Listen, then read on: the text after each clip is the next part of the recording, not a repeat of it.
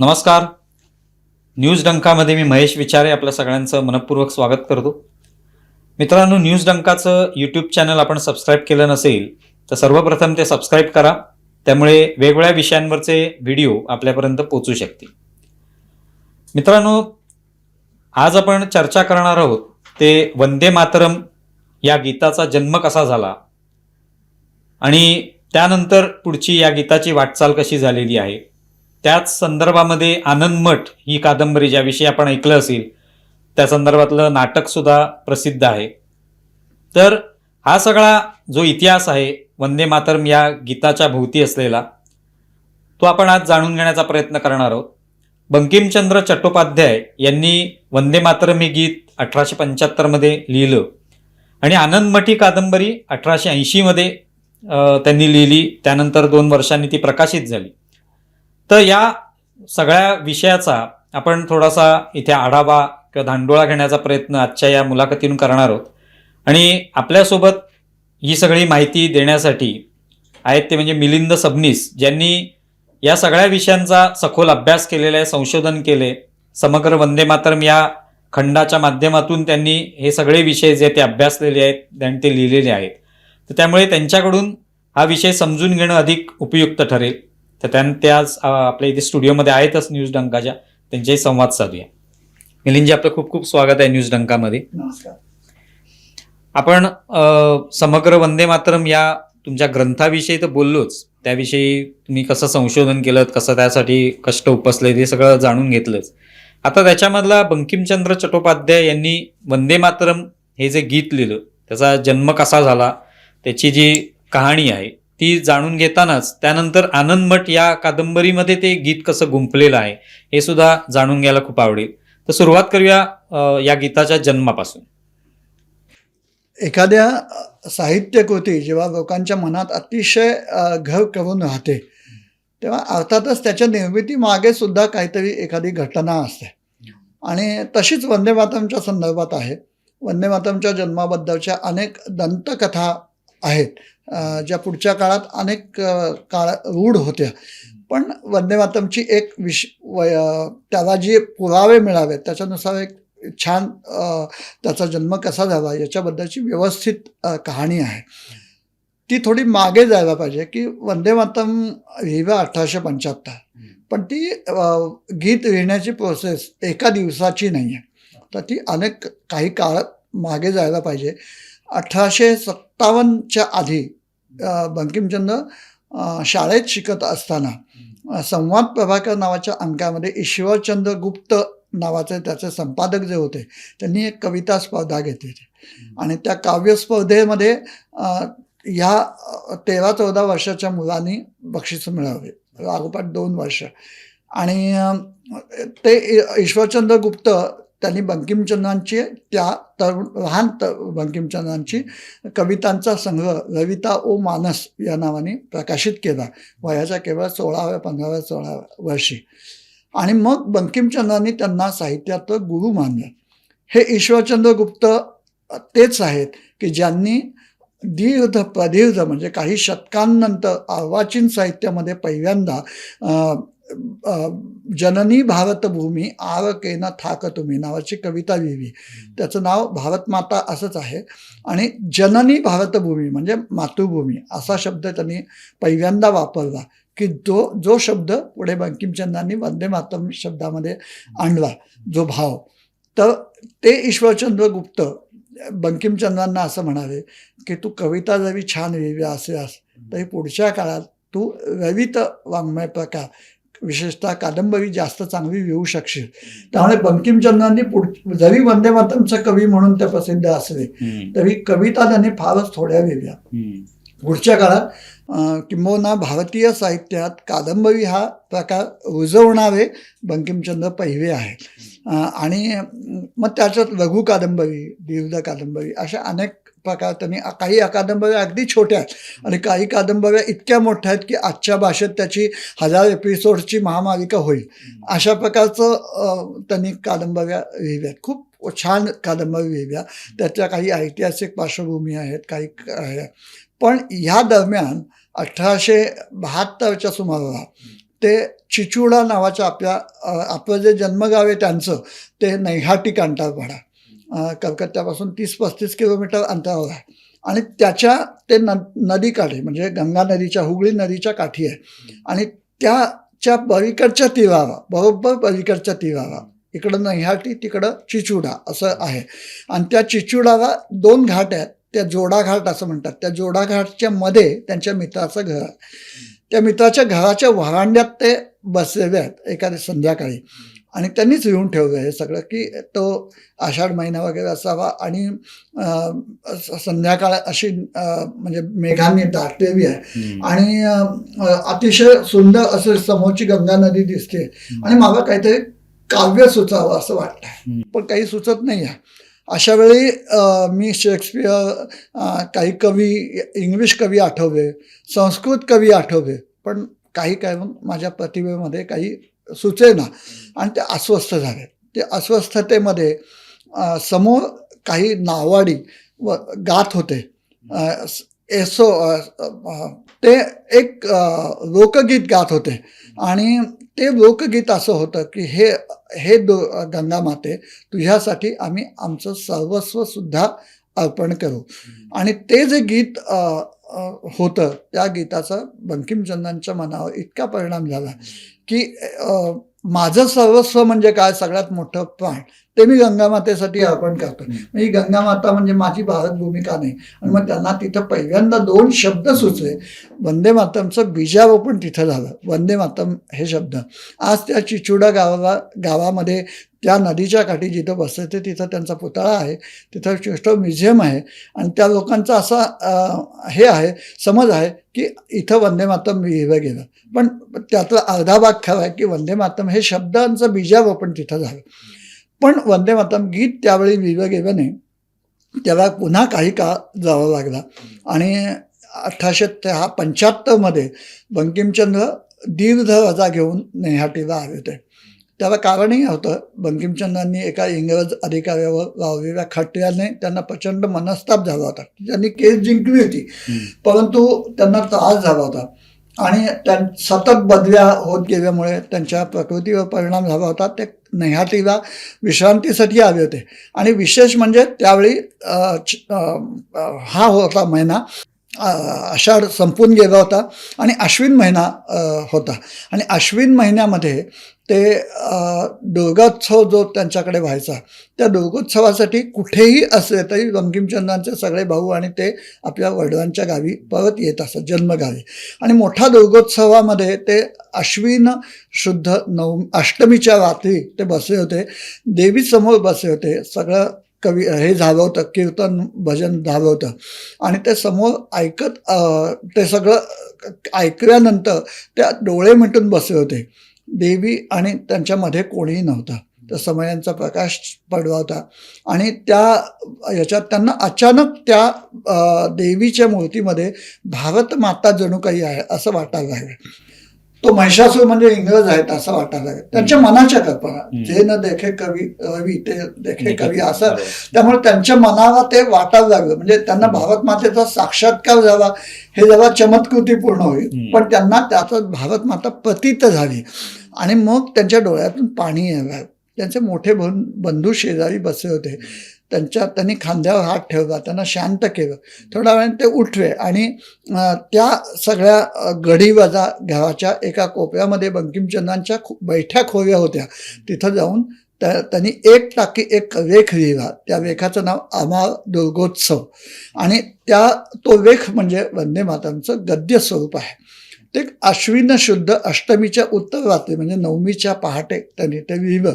आणि त्याच्यात कमलाकांत नावाचा त्यांचा जो मानसपुत्र आहे साहित्यातला, तो मानसपुत्र नदीच्या काठी म्हणजे चिचुडा इथली घटना त्यांनी जोडली आहे आणि तो नदीकाठी बसलाय आणि त्याला अचानक नदीपात्रातून भारतमाता सुवर्णमयी देवी वर येताना दिसते. त्याला ते भारतमाता म्हणत नाही, पण ती दुर्गामातेचं वर्णन तसंच करतात. आणि ती मूर्ती वर येत आहे, तिला नमस्कार करतात, तर ती अचानक अंतर्धान पावत आहे. आणि मग हा प्रचंड अतिशय भाव व्याकुळ होतो कमलाकांत आणि म्हणतो, आई तू अशी गेलीस कुठे? आणि मग तो आपल्या सगळ्या 7 कोटी लोकांना, भारताची लोकसंख्या असेल ना 7 गावतो, की आपण सगळे 7 कोटी लोक 14 कोटी हातांनी तिला नदीच्या पात्रातनं वर आणू. असं करताना आपल्याला मरण आलं तरी चालेल. मातेसाठी आपण सर्वस्व दिलं तर त्यात वावगं काय, हे सगळं चिचुडा घटनेची त्यांनी हे जोडली. आणि मग आपण ते म्हणतात की आपण तिला वर आणू, तिची प्रतिष्ठापना करू, बंगाली वाद्यांनी तिचं स्वागत करू. आणि मग एक छोटं काव्य त्यांनी जय जय जगजात्री नावाचं लिहिलं. आता हे सगळं त्यांना म्हणायचं काय होतं, तर ही दुर्गामाता जरी नदीतनं आली तरी त्यांना असं म्हणायचं होतं की ही भारत माता त्या नदी पात्रात म्हणजे पारतंत्र्यात आहे आणि तिला आपण सगळे 14 कोटी लोकांनी 14 कोटी हातांनी वर आणूया. हे त्यांना इनडायरेक्टली म्हणजे अप्रत्यक्षरित्या सगळं सुचवायचं होतं. ते त्यांनी सुचवलं. तो लेख बंगदर्शनच्या लगेचच्या अंकात प्रकाशित झाला. पण अजूनही त्यांना वंदे मातरम सुचलं नव्हतं.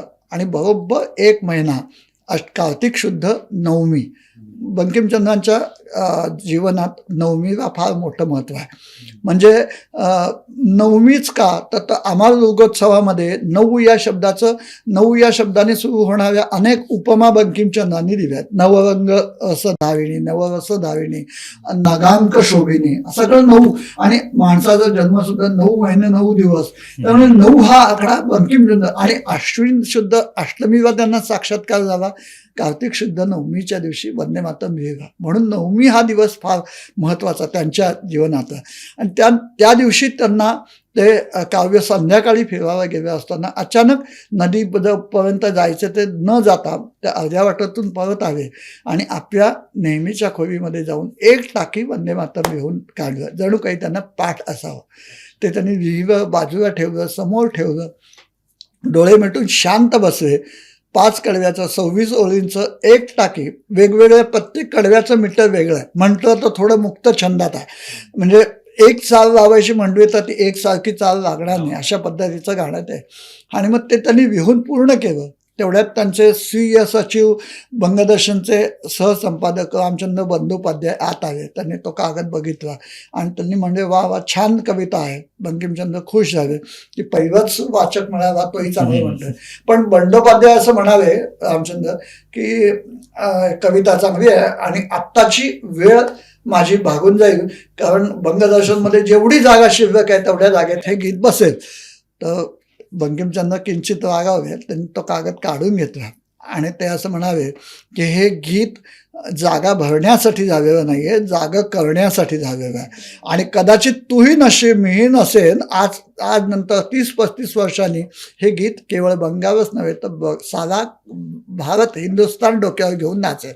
आणि बरोबर 35 वर्षानंतर बंकिमचंद्रांची वाणी खरी ठरली की बंगभंग विरोधी आंदोलनात ही राष्ट्रघोषणा म्हणून आली. बंकिमचंद्रांच्या मित्रांनी त्यांना म्हटलं की हे गीत व्याकरणदृष्ट्या बरोबर नाही आहे. तेव्हा ते म्हणतात तुम्हाला नसेल वाटत तर नको वाटू दे. एक मित्र म्हणाला की तुम्ही वंदे मातरम मिळून काय उपयोग झाला, लोक वाचत नाही आहेत, लोकांपर्यंत पोचत नाही आहे. ते म्हणजे आज लोकांना वंदे उदरमची भ्रांत पडली. जेव्हा ती भ्रांत कमी होईल तेव्हा वंदे मातरम नक्कीच वाचतील ते. आणि 1875 ते 1880 मध्ये ते गीत फारसं लोकांपर्यंत पोचलं नाही. पण ते पोचण्यासाठी एक वेळ यावी लागते, काही त्याला अनुकूल वातावरण व्हावं लागतं. ते वातावरण झालं. म्हणजे बंगदर्शन मासिक बंद पडलं होतं, ते पुन्हा चालू करायचं होतं. त्यांचे भाऊ संपादक होणार होते. यावेळी बंकिमचंद्रांनी सांगितलं की प्रकृती आणि सारखी दगदग बदली, याच्यामुळे मी आता संपादक पद घेणार नाही. भावानी त्यांच्यापेक्षा वरच्या भावानी ते घेतलं संजीवचंद्रांनी. आणि पण त्यांनी एवढीच विनंती केली बंकिमचंद्रांना की तुमचं लेखन लोकांना आवडतं, त्यामुळे तुम्ही काहीतरी असं लिहून द्या की त्यामुळे बंगदर्शनचा खप पुन्हा वाढेल किंवा लोकांपर्यंत पुन्हा एकदा नव्याने पोचेल. तेव्हा बंकिमचंद्रांनी सांगितलं माझी एक कादंबरी आत्ता लिहून पूर्ण झाली आहे, ती आपण क्रमशः छापूया. आणि 1880च्या ऑगस्ट महिन्यापासून पुन्हा बंगदर्शन सुरू झालं. त्या पहिल्या अंकापासून आनंदमठ ही कादंबरी त्याच्यातनं क्रमशः यायला सुरुवात झाली. 1882 ती लिहून पूर्ण झाली आणि त्याची आवृत्ती लगेच डिसेंबरमध्ये लोकांपर्यंत पोचली. हा तुम्ही छान प्रवास सांगितलं की वंदे मातरम हे गीत कसं त्याचं बीजारोपण झालं, कशा पद्धतीने ते लिहिलं गेलं. ही कहाणी कोणाला माहिती नाही. हो, जनरली लोक बोलताना हो. बंकिमचंद्र चट्टोपाध्याय यांचं गीत आहे हो, एवढंच एवढंच आहे. लोकांना माहिती असतं. हो, पण ही कहाणी आणि त्याचा पुढे आनंद मठ या कादंबरीच्या माध्यमातून आणखी प्रचार हो. झाला. मग त्याविषयी सांगा की आनंद मठ ही कादंबरी जी लिहिली होती म्हणजे त्यांनी लिहिलेली होती आणि तिचे प्रकाशन 1882 मध्ये झालं. आता बंकिमचंद्र हे मुळात आद्य कादंबरीकार आहेत. म्हणजे कादंबरी हा साहित्य प्रकार लोकांमध्ये रुजवणारे हे साहित्यिक आहे. तर त्यांना कादंबरी हा प्रकार नवीन नव्हता. पण तोपर्यंत ऐतिहासिक पार्श्वभूमीवरच्या कादंबरी वेगवेगळ्या होत्या, सामाजिक वेगवेगळ्या होत्या, कौटुंबिक वेगवेगळ्या होत्या. 20 कादंबऱ्या त्यांच्या झाल्या होत्या. पण ही वेळ अशी होती की त्यांना त्यांच्या मनात अनेक वर्ष तो विषय घोळत होता. आपल्याकडे आध्यात्मिक कादंबरी ही संकल्पना कुठेही नव्हती. ती पहिल्यांदा आनंदमठमध्ये आली की अध्यात्म आणि राष्ट्रभक्ती एकत्र आहे. मुळात आपला जो धर्मग्रंथ म्हणला जातो गीता, हा कुठे सांगितला गेला तर रणभूमीवर सांगितला गेला. त्यामुळे शौर्य आणि अध्यात्म एकत्र आहे. रामदास स्वामी म्हणतात सामर्थ्य आहे चळवळीचे जोजे कवी व तयाचे, परंतु तेथे भगवंताचे अधिष्ठान पाहिजे. त्यामुळे या सगळ्या राष्ट्रकार्यासाठी वासुदेव बळवंत फडके सुद्धा स्वामी समर्थांकडे गेले होते की आशीर्वाद द्या म्हणून. तर असं भगवंताचं अधिष्ठान आवश्यक आहे. तसं कुठे आहे तर 1780च्या काळात, त्याच्या आधी अलीकडे पलीकडे 10-20 वर्ष बंगालच्या प्रचंड दुष्काळ, ओरिसापासून बंगाल, बिहारपासून आसामपर्यंतचा जो सगळा पट्टा आहे त्या पट्ट्यामध्ये प्रचंड दुष्काळ पडला होता. आणि त्या दुष्काळाच्या काळात लोकांना नाडणाऱ्या, त्रास देणाऱ्या बंगालचं नवाब आणि इंग्रज यांच्या विरुद्ध पहिल्यांदा कोणी युद्ध केलं असेल तर ते उठाव केला असेल तर तो संन्याशांनी केलेला आहे. आणि तो संन्याशांचा उठाव फक्त त्याला एक खांबी नेतृत्व लाभलं नाही, त्यामुळे तो यशस्वी झाला नाही किंवा तो त्याला विस्कळीतपणे झाला. एक संघ नेतृत्व नसल्यामुळे तो एका वेळी झाला नाही. त्यामुळे तो भारतीय स्वातंत्र्य लढा पहिला खरा अधिकृत लढा आहे तो. परंतु त्याला तेवढं हे आलं नाही, महत्त्व दिलं गेलं नाही पुढच्या काळात इतिहासात. आणि बंकिमचंद्रांचे एक सुरत आजोबा, त्यांनी तो सगळा लढा अनुभवला होता 1780 ते 85च्या काळातला. आणि बंकिमचंद्र लहान, म्हणजे बंकिमचंद्रांचा जन्म 36 सालचा 1800, तर त्यावेळी 7-8 वर्षाच्या बंकिमचंद्रांना हे 70-75च्या पुढे गेलेले बंकिमचंद्रांचे चुलत आजोबा या संन्याशांच्या लढ्याच्या गोष्टी सांगत आणि त्या बंकिमचंद्रांच्या मनात पक्क्या बसल्या होत्या. मुळात त्यांच्या घरी राधाजीव नावाचं मंदिर आहे कृष्णाचं, आणि ती कृष्णाची मूर्ती त्यांना संन्याशांनी दिलेली आहे बंकिमचंद्रांच्या वडिलांना. बंकिमचंद्रांचे जे वडील आहेत यादवचंद्र, ते लहानपणी म्हणजे 7-8 वर्षाचे असताना बेशुद्ध पडले आणि ते गेले असं लोकांना वाटतं. म्हणजे खरं तर गेलेच ते. आणि त्यांना नदीकाठच्या याच्यावर नेलं आणि त्यांना आता जाणार तेवढ्यात नदीपात्रातनं बोटीतनं येणाऱ्या एका संन्यासाने हात दाखवत त्यांना थांबवलं आणि तो नदी ओलांडून आला आणि त्यांनी त्या याच्यावरचं दूर केलं आणि त्यांच्यात प्राण पुन्हा, म्हणजे कदाचित ते बेशुद्ध पडले असते, त्यांना ते आणले आणि यादवचंद्र पुन्हा चालते बोलते झाले. त्यावेळी त्या संन्याशांनी त्यांच्या घरी जी मूर्ती दिली ती आज राधाजीव मंदिर त्यांच्याकडे ते प्रसिद्ध आहे. आणि तेव्हापासून यादवचंद्रांपासून त्यांच्या घरी अनेक संन्याशांचं येणं जाणं आहे. बंकिमचंद्र त्यांच्या प्रत्येक कादंबरीमध्ये एक तरी संन्याशाचं पात्र असतंच आणि ते नेहमी कथानकाला वेगळी कलाटणी देणारं असतं. मग आता प्रत्येक कादंबरी संन्याशी असेल त्या संन्याशांवरच का नाही कादंबरी लिहू, आणि तेही संन्यासी कसे तर योद्धे संन्यासी. आणि त्या योद्ध्या संन्याशांवर त्या 1780-90च्या काळातल्या खव्या लढ्यातले अनेक प्रसंग घेऊन पण काल्पनिक पात्र निर्माण करून त्याने आनंदमठ कादंबरी लिहिली. आणि त्या कादंबरीमध्ये थीम सॉन्ग प्रमाणे वंदे मातरम गुंफलं. म्हणजे आज लोकांचा असा समज आहे ही वंदे मातरम आनंदमठ साठी लिहिलं. प्रत्यक्षात वंदे मातरम इतकं सपखलपणे आनंदमठमध्ये बसवलं की एखाद्या सुंदरशा अंगठीला कोंदण, खड्याला सुंदर कोंदण मिळावं असं ते वंदे मातरम चपखलपणे त्याच्यामध्ये बसलेलं आहे त्या आनंदमठ. आणि आनंदमठ कादंबरी संपूर्ण वंदे मातरम व केंद्रित झालेली आहे, त्याच्या भोवती ती फिरते कादंबरी. आणि मग वंदे मातरम सगळ्यात लोकांच्या समोर जे आलं ते आनंदमठ या कादंबरीतून पहिल्यांदा आलं आणि मग ते लोकांपर्यंत पोचायला लागलं. 1880मध्ये लिहिलेली कादंबरी 82मध्ये पुस्तक स्वरूपात आली आणि 1883मध्ये बंगाली रंगभूमी समृद्ध तेव्हाही होती, आत्ताही आहे. ताबडतोब प्रताप जहोई नावाच्या यांनी ते नॅशनल थिएटर नावाच्या त्यांच्या संस्थेमार्फत लगेच ते याच्यावर आणलं आणि ताबडतोब लोकांमध्ये ते प्रचंड लोकप्रिय झालं. म्हणजे कादंबरी जेवढी लोकप्रिय झाली तेवढंच नाटक लोकप्रिय झालं. त्या नाटकातनं भवानंद पात्र करणारा जो कोण अनामिक नट आहे त्याची इतिहासात नोंद नाही, त्यांनी पहिल्यांदा वंदे मातरम रंगमंचावर गायलं. त्याचा मान त्याच्याकडे जातो. ही कादंबरी मुळातच अध्यात्म आणि राष्ट्रभक्ती यांची सांगड घालणारी ही पहिली भारतातली आधुनिक साहित्यातली कादंबरी म्हणता येईल. आणि अध्यात्म आणि आपला हिंदू धर्म, अध्यात्म आणि राष्ट्रभक्ती हे मुळातच वेगळं काढता येण्यासारखं नाही आहे. त्याचं जे एकत्व आहे ते बंकिमचंद्रांनी या कादंबरीतून मांडलं. मग ही कादंबरी लिहिल्यानंतर जसं तुम्ही म्हणाला की ती प्रकाशित झाली, लोकांपर्यंत पोचू लागली, मग याचा प्रभाव अनेक लोकांवर पडला असेल जे स्वातंत्र्य चळवळीमध्ये उडी घेणारे असे क्रांतिकारक असतील म्हणा, लोक असतील, तर तसं त्यातला कोणाचा उल्लेख करता येऊ शकतो? हो, जसा क्रांतिकारकांवर या आनंदमठचा प्रभाव पडला त्याच्या आधी महत्वाची गोष्ट अशी आहे की या कादंबरीवर सुद्धा एका क्रांतिकारकाचा प्रभाव पडला.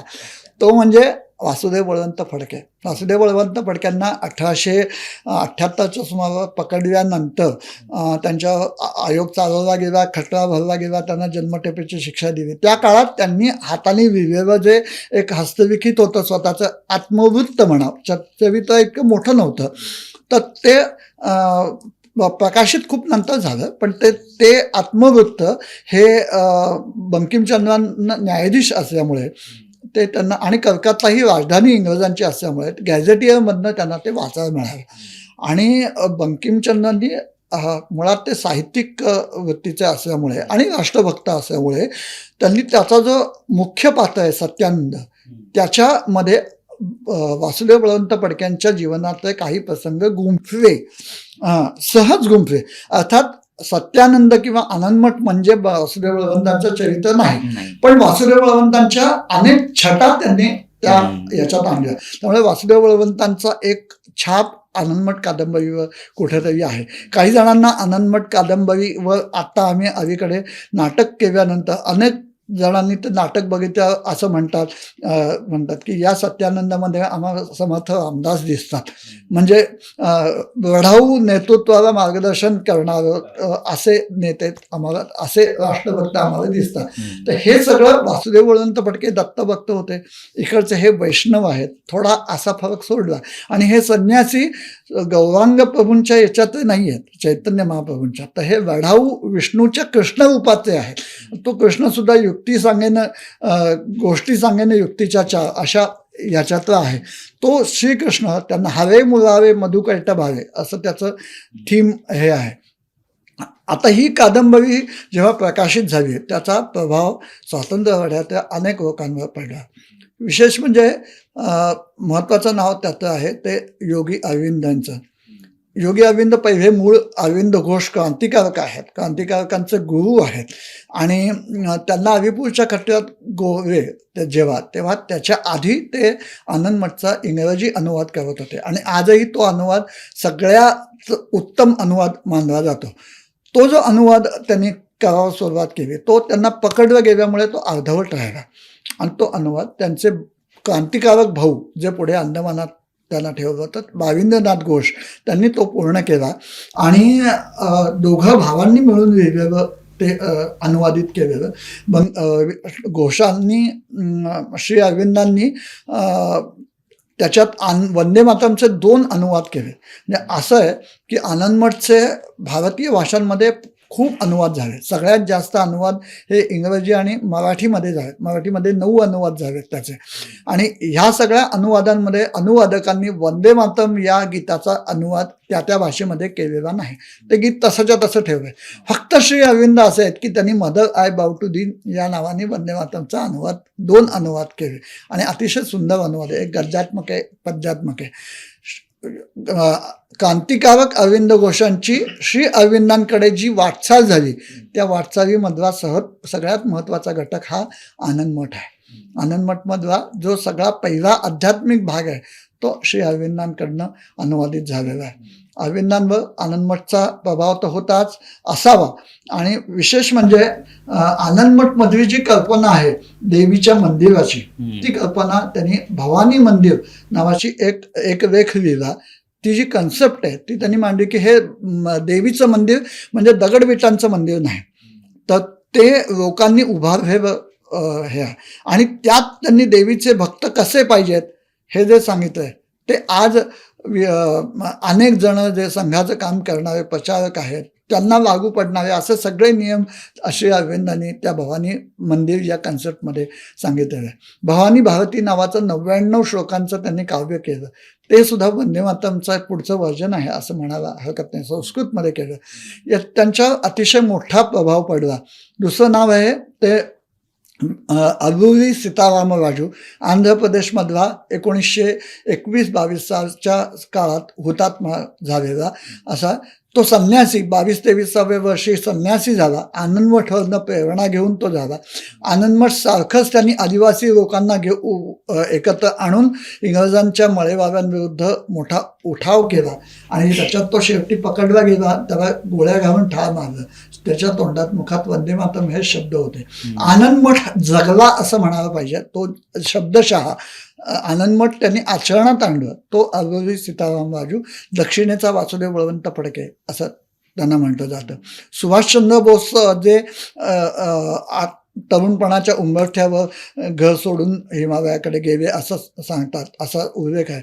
त्याही काळात त्यांच्यावर आनंद मठचा प्रभाव असावा असं सांगितलं जातं. आनंद मठ त्यांची आवडती कादंबरी होती. वंदे मातरमवर ज्यावेळी बंदी आणायचा हे आला तेव्हा मुसलमानांचा मुख्य आक्षेप होता तो आनंद मठमध्ये मुस्लिम विरोधी अनेक घटना दिलेल्या आहेत. तर आनंद मठ मुस्लिम विरोधी आहे म्हणून वंदे मातरम मुस्लिम विरोधी आहे असं त्यांचं म्हणणं होतं. प्रत्यक्षात तसं नाही आहे. पण त्या आनंद मठ कादंबरी जेव्हा मुस्लिम विरोधी ठरवण्याचा प्रयत्न जिनांनी केला तेव्हा पंडित जवाहरलाल नेहरूंनी सुद्धा आनंदमठ कादंबरी वाचली नव्हती. ती मुद्दामून वाचली आणि तो समज खोडून काढला. असे अनेकांनी म्हणजे कदाचित स्वामी विवेकानंदांनी सुद्धा ती कादंबरी वाचली असावी.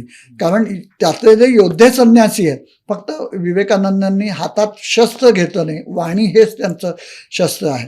पण बाकी सगळी जी त्यांची अनेक भाषणं बघितली तर ती भाषणं आनंदमठमधल्या अनेक मजकुराशी जुळणारी आहे. आणि आनंदमठचं सगळ्यात महत्त्वाचं एक वैशिष्ट्य असं आहे की गीतेचं तत्वज्ञान सगळं त्याच्यात आलेलं आहे. म्हणजे वेगळ्या प्रकारे, ललित प्रकारे. किंबहुना आनंदमठ ही एकमेव कादंबरी अशी आहे की त्याची अर्पण पत्रिका एका व्यक्तीला नसून गीतेच्या 3 श्लोकांना त्यांनी अर्पण केलेलं आहे हे पुस्तक. म्हणजे शब्दशः म्हणजे याच्यात शेवटची गोष्ट अशी सांगतात की बंकिमचंद्र आजारी असताना शेवटी निवृत्तीनंतर त्यांना त्यांच्या घरच्यांनी असं विचारलं की तुम्ही औषधं का घेत नाही. आम्ही डॉक्टरांना सांगतो, डॉक्टर आले ते म्हणजे तुम्ही औषधं का घेत नाही. तर ते म्हणजे मी औषधं घेतो. औषधं घेत नाही हे खोटं आहे. तर म्हणजे कुठे घेता, माझी औषधं घेता का. हां, तुमची औषधं घेत नाही हे खरं, पण औषध घेतो. कुठली औषधं घेतात दाखवा तरी कोणती. तर त्यांनी आपल्या उशाखालचं गीतेचं पुस्तक काढून दाखवलं, हे माझं औषध आहे. आता हे औषध केव्हापासून झालं तर आनंदमठ हा कादंबरी लिहिलं गेल्यापासून त्या गीतेच्या प्रेमात पडले आणि पुढे त्यांच्या मृत्यूच्या वेळी गीतेवरचं त्यांचं भाष्य अपूर्ण राहिलं. ते पुढे 35 वर्षांनी प्रकाशित झालं. गीतेवरचं एक उत्तम भाष्य म्हणता येईल. त्याच्याच वरनं त्यांना श्रीकृष्णावरचं श्रीकृष्ण चरित नावाचं त्यांनी वेगळा कृष्ण मांडणारं कृष्णाचं चरित्र लिहिलं. या सगळ्याच्या मागे त्यांची जी प्रेरणा होती ती वंदे मातरम आणि आनंदमठ हीच आहे. आता जसं आनंदमठ या कादंबरीने जसं अनेकांवर प्रभाव टाकला, तसं हे सगळं क्रांतिकारकांना कुठेतरी एक प्रकारे प्रेरणा देणार आहे.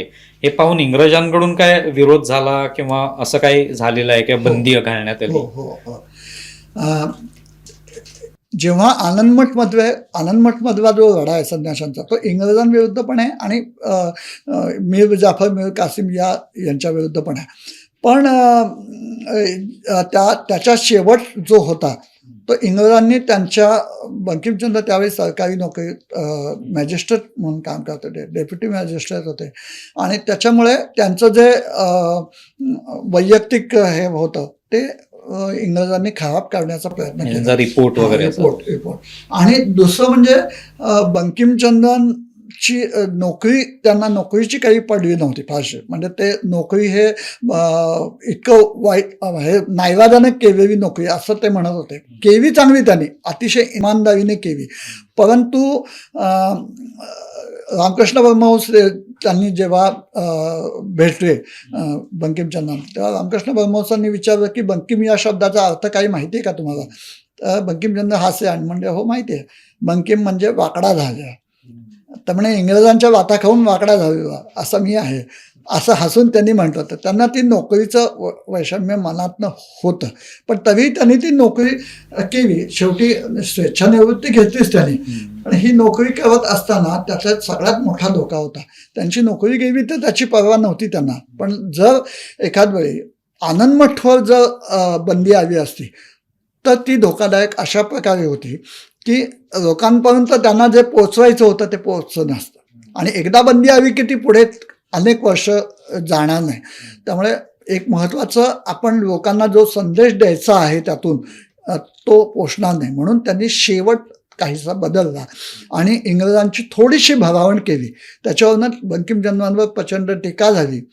पण सुदैवाने मला त्यांची पहिली जी आवृत्ती आहे त्याची एक 100 वर्ष पूर्ण झाल्यानंतर 1985 साली पुन्हा आवृत्ती निघावी, ती माझ्या संग्रहात आहे आणि त्याचा अभ्यास करावा मिळाला. तर बंकिमचंद्रांनी तो शेवट बदलला आहे, तो योग्य, त्यांच्या दृष्टीने योग्य आहे की त्यामुळे त्यांच्या पुढच्या 15 वर्षाच्या काळात बंकिमचंद्रांच्या हयातीतच त्याच्या 5 आवृत्त्या निघाल्या. आज कोणत्याही पुस्तकाच्या आवृत्त्या अगदी आठवड्या 15 सुद्धा निघतात, पण त्या काळात 100-150 वर्षापूर्वी एखाद्या कादंबरीच्या 5 आवृत्त्या 15 वर्षात म्हणजे इतकं सोपं नव्हतं लोकांनी डोक्यावर घेणं. त्यामुळे ती कादंबरी लोकांपर्यंत पोहोचवण्याचा त्यांचा उद्देश सफल झाला. त्याच्यामुळे त्याच्यावर बंदी आली नाही. आपण बघतो की सावरकरांचं अनेक वाङ्मय हे झालं, जप्त झालं. इतकंच काय, श्री अरविंदांचा आत्ता उल्लेख केलेली जी भवानी भारती ही जी काव्य आहे ते सुद्धा 1907 साली जप्त झालं आणि ते स्वातंत्र्यानंतर काही काळानंतर प्रकाशित झालं. म्हणजे अरविंद अभ्यासकांना सुद्धा ते काव्य खूप उशिराने कळलं. त्यामुळे असा जो तोटा होता जप्त होण्याचा तो बंकिमचंद्रांनी टाळण्यासाठी काही तडजोड स्वीकारली. पण त्याचा उपयोग असा झाला की या मधल्या सगळ्या पुढच्या 50-60 वर्षामध्ये सगळ्या भारतीय भाषांमध्ये आनंदमठची भाषांतरं झाली आणि त्याच्यातनं जो योग्य संदेश ज्या योग्य लोकांपर्यंत जायचा होता तो व्यवस्थित गेला. जसं तुम्ही म्हणालात की या कादंबरीचा उपयोग म्हणजे त्याचं साहित्य जे आहे ते नाट्य स्वरूपामध्ये सुद्धा साकारलं असेल, चित्रपट सुद्धा त्याच्यावर एक आला होता. मला वाटतं प्रदीप कुमार वगैरे हे अभिनेते होते देशानं. तर या स्वरूपामध्ये सुद्धा कशा पद्धतीने तो लोकांपर्यंत पोहोचला किंवा प्रभाव टाकू शकला? आनंदमठ कादंबरी पहिलं नाट्यरूपात तर लगेच आले, पण सिनेमा त्याचा 1950 साली म्हणजे स्वातंत्र्य मिळाल्यानंतर लगेच 3 वर्षामध्ये लगेच आला आणि तो सिनेमा हेमेन गुप्ता यांनी काढला.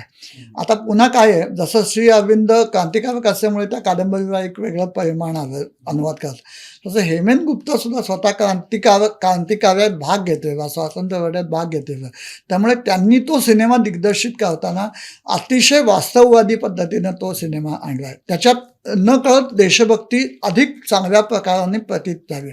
आणि पुन्हा त्याची स्टारकास्ट इतकी मोठी होती की पृथ्वीराज कपूर सत्यानंद म्हणून घेतोय, प्रदीप कुमार, भारतभूषण, ज्यांना म्हणजे अभिनयाच्या बाबतीत जरा ठोकळे म्हणणारे, पण त्या सिनेमात त्यांनी जे काम केलं ते त्यांचे अजरामर भूमिका आहे.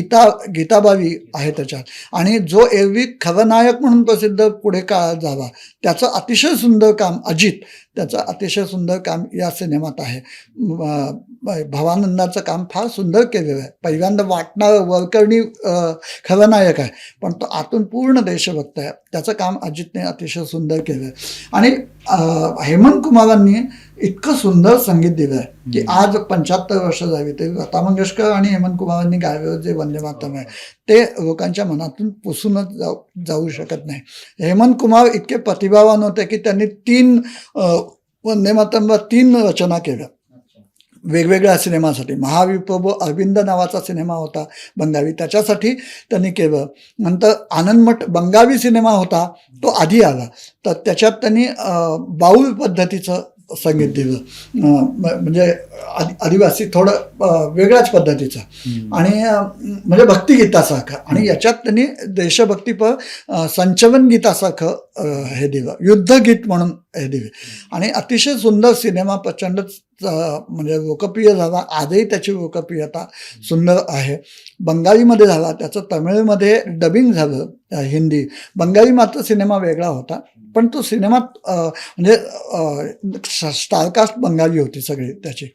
आणि मला फक्त मी मराठी रंगभूमीशी काही प्रमाणात संबंधित असल्यामुळे, चळवळीशी संबंधित असल्यामुळे माझी अनेक वर्षाची इच्छा होती की वंदे मातरमवर, आनंदमठवर बंगालीमध्ये जर लगेच कादंबरी नाटक झालं, 1 वर्षाच्या आत झालं, आणि मराठी नाटकाला इतक्या वर्षाची परंपरा असूनही मराठीत का नाही नाटक आलं. आम्ही प्रयत्न करत होतो की अनेक वर्ष त्याचं की कोणीतरी त्याचं हे करावं म्हणून. का आलं नाही मला माहीत नाही, पण आपली मराठी संगीत रंगभूमी अत्यंत समृद्ध आहे, संगीत रंगभूमीची परंपराही मोठी आहे. म्हणून पुन्हा एकदा संगीत नाटक स्वरूपात आनंदमठ मी उभं केलं. आणि मागच्या वर्षीच्या राज्य संगीत नाट्य स्पर्धेत 8 पहिली सगळी पारितोषिकं मिळवली त्या नाटकाने. आणि पुन्हा एकदा विक्रम, आता 25 प्रयोग या महानाट्य आहे ते, आणि प्रयोग करणं खूप अवघड आहे, तरी ते 25व्या प्रयोगापर्यंत जाते. मुळात वंदे मातरमचा जो संदेश जायला पाहिजे तो नाटकातनं प्रभावीपणे जात आहे. आणि हे माध्यमच असं आहे, मुळात बंकिमचंद्र हे इतके अष्टपैलू व्यक्तिमत्व होतं, किंवा त्यांचं लेखन अशा प्रकारचं होतं की काव्य, नाटक, आणि आजच्या काळात जी नाटक, सिनेमा, त्यावेळी सिनेमा नव्हता त्यांच्या काळात, पण चित्रपट आणि मालिका, या सगळ्या प्रकारांमध्ये बंकिमचंद्रांचं साहित्य सामावून घेतलं जाऊ शकतं असं त्यांचं साहित्य आहे. म्हणजे कालातीत आहे. माध्यमांतर केलं, माध्यम बदलले, तरी सुद्धा बंकिमचंद्रांच्या मूळ साहित्यकृती तितक्याच प्रखरपणे, तितक्याच उत्कटपणे त्या माध्यमात येतात. आणि आज आपण बघतोय की अनेक हिंदी मालिका बंकिमचंद्रांच्या उत्तम कादंबऱ्यांवर झालेल्या आहेत, चित्रपट झालेले आहेत, अभिजात असे झालेले आहेत. आता एक शेवटचा प्रश्न, म्हणजे आनंदमठ ही कादंबरी, म्हणजे एवढा सगळा इतिहासामध्ये त्याचा जो काय प्रभाव पडला, क्रांतिकारकांवर प्रभाव पडला, एकूण आपण म्हणू की स्वातंत्र्य चळवळ जी काय आहे त्याच्यामध्ये सुद्धा महत्वाचं काम या कादंबरीने केलं, वंदे मातरम या गीताने केलं. आजच्या काळामध्ये म्हणजे वर्तमानामध्ये या कादंबरीचं कसं महत्व तुम्ही सांगू शकता? आता त्याच्यात युद्धप्रधान कादंबरी येते, म्हणजे सुरुवातीला अध्यात्म आहे, पण नंतर सगळं युद्ध आहेत, आणि युद्धाचे म्हणजे कशी युद्ध जिंकवीत ते पण आहे. आता त्यावेळी ती जी युद्ध आहेत ती विषम आहे. युद्ध म्हणजे एकीकडे शस्त्रसज्ज, अत्यंत आणि शिस्तबद्ध असं इंग्रजांचं सैन्य आहे, संख्यात्मकदृष्ट्या मोठं असलेलं नवाबाचं सैन्य आहे, आणि त्यांच्या विरुद्ध लढणारी जी संन्यासी आहेत त्यांच्याकडे फक्त तीरकांठे आहे, बंदुका नाहीच आहेत, तलवारी आहेत, भावे आहेत. म्हणजे लढाई अत्यंत विषम आहे. पण तरीसुद्धा या सगळ्या संन्याशांनी तो लढा बऱ्याच प्रमाणात यशस्वी केला. आज त्या वड्याकडे बघायचं झालं त्या आनंदमठमध्ये जो होते तर आज आपण एका प्रकाराने विषमतेचाच वढा हे देतो आहे. म्हणजे भारत हा इतरांच्या दृष्टीने मागासलेला देश अशी प्रतिमा केलेला होता, प्रत्यक्षात तो तसा कधीच नव्हता. किंबहुना प्राचीन संस्कृतीमध्ये सगळ्यात संपन्न संस्कृती ही भारताची सिंधू संस्कृतीच्या पासूनची आहे. पण पाश्चिमात्य जगात तो समज मोडून काढण्यासाठी विवेकानंदांपासून सगळ्यांना प्रयत्न करावा लागतो. त्यामुळे आनंदमठमध्ये जी लढाई आहे ती आपण आजही लढतो आहे विषमतेच्या विरुद्धची. भवे हातातली आपली जी शस्त्र आहेत ती सगळी आधुनिक तंत्रज्ञानाची आहे. म्हणजे एकीकडे अमेरिका आपल्याला तंत्राच्या बाबतीत याच्या बाबतीत सगळ्यांना आपल्याला बळी देण्याचा प्रयत्न करते, पण दुसरीकडे आपण आत्मनिर्भर आहोत. आपण आपल्या बळावर काहीतरी विकसनशील देश असं म्हणण्याच्याही पुढे आपला देश गेलेला आहे. म्हणजे खरं म्हणजे विकसित देशामध्ये आपली गणना व्हायला लागली सगळ्याच बाबतीमध्ये. आणि हे गेल्या विशेषतः 10-12 वर्षात तर अत्यंत मोठा जे आहे ते सगळं आनंदमठ मध्ये जे दाखवलं तेच वेगळ्या प्रकाराने लढायचं. आपण त्याच्यावरनं नक्की प्रेरणा आज शिवाजी महाराजांनी हातात शस्त्र घेऊन लढाई केली तर शिवाजी महाराजांचा आदर्श डोळ्यासमोर ठेवताना आजही लढाई करावी लागते, फक्त आपली शस्त्र बदलली आहेत एवढंच. आणि लढाई कोणाविरुद्ध करायची ती पातळी बदलली आहेत एवढंच. तर तुम्ही हा सगळा विषय जो आहे म्हणजे बंकिमचंद्र चट्टोपाध्याय यांनी लिहिलेलं वंदे मातरम गीत, त्यानंतर आनंदमठ कादंबरीमध्ये त्यांनी त्याचं केलेली गुंफण आणि त्याचा संपूर्ण समाजावर म्हणा, क्रांतिकारकांवर आणि एकूण स्वातंत्र्य चळवळीवर पडलेला प्रभाव याविषयी सविस्तर सांगितलं. हा निश्चितच जो इतिहास आहे हा प्रेरणादायी आहे. म्हणजे आत्ताच्या काळामध्ये आहेच आणि यापुढे सुद्धा अनेक वर्षांपर्यंत तो राहील याबद्दल खात्री बाळगता येते. तुम्ही इथे आलात आणि हा विषय जो आहे तो पूर्णपणे सविस्तररित्या समजावून सांगितला त्याबद्दल खूप खूप आभारी. नमस्कार. मित्रांनो, आत्ताच आपण मिलिंद सबनीस यांच्याशी हा संवाद साधला. तुम्हाला व्हिडिओ कसा वाटलाय जरूर कळवा. आमचा व्हिडिओ जास्तीत जास्त लाईक करा, शेअर करा आणि आमचे YouTube चॅनल सबस्क्राईब करा. धन्यवाद.